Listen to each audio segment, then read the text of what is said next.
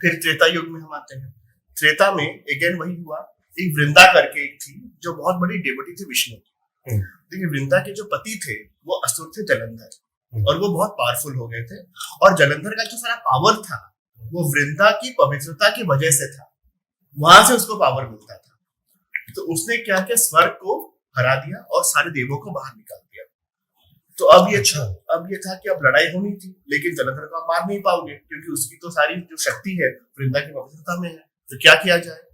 तो देवों ने कहा एक ही तरीका है, विष्णु जी वृंदा आपकी सबसे बड़ी भक्त है, आप जलंधर का रूप लीजिए और जाके वृंदा की पवित्रता को नष्ट कीजिए। और विष्णु जी ने वो किया, और जैसे ही वृंदा की पवित्रता नष्ट हुई, जलंधर वहां गिर के मर गया इन द बैटलफील्ड। तो वृंदा को पता चला, तो जब विष्णु जी अपने रूप में आए, वृंदा ने उनको श्राप दिया कि मैं आपकी भक्त थी, अगर आप कहते तो मैं वैसे ही मान जाती, लेकिन आपने मुझे छला है, किसी और के रूप में आके आपने मुझे धोखा दिया है। मैं आपको श्राप देती हूँ कि जिस तरह मुझे मेरे प्यार से आपने अलग किया, आपका प्यार भी आपसे बिछड़ जाएगा, और जो आपका प्यार ले जाएगा वो आपकी तरह किसी दूसरे रूप में आके उसको आपसे दूर करके ले जाएगा। तो रामायण में जब राम और सीता अलग होते हैं, कि इसी श्राप का नतीजा है। रावण साधु के भेष में आता है और सीता को ले जाता है। अगेन विष्णु जी को श्राप मिला, लेकिन उन्होंने किया जन कल्याण, फिर से श्रापित हुए।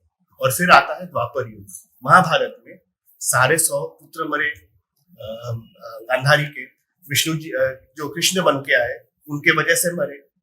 महाभारत युद्ध में जो भी सारा प्रपंच हुआ वो कृष्ण ने ही किया, सारे 100 पुत्र मरे। तो गांधारी ने फिर विष्णु जी को श्राप दिया, विष्णु को श्राप दिया कि इस तरह मेरा वंश खत्म हुआ है, तुम्हारी यादव वंश का भी नाश हो जाएगा। और वही होता भी है जब द्वारका पूरा डूब जाता है।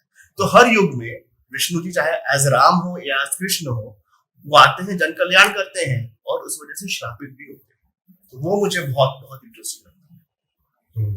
तो जो ग्रेटर गुड है उसके लिए वो एज अ पर्सनल सैक्रिफाइस। बिल्कुल बिल्कुल बिल्कुल, हाँ, मतलब वो एज अ प्रिजर्वर वो अपनी ड्यूटी को बहुत सीरियसली लेते हैं कि मेरा काम है प्रिजर्वेशन करना। तो इस रास्ते में, जन कल्याण के रास्ते में, चाहे मुझे अपने ऊपर कुछ भी लांछन लेना हो वो लूंगा, क्योंकि ultimately my job is to preserve.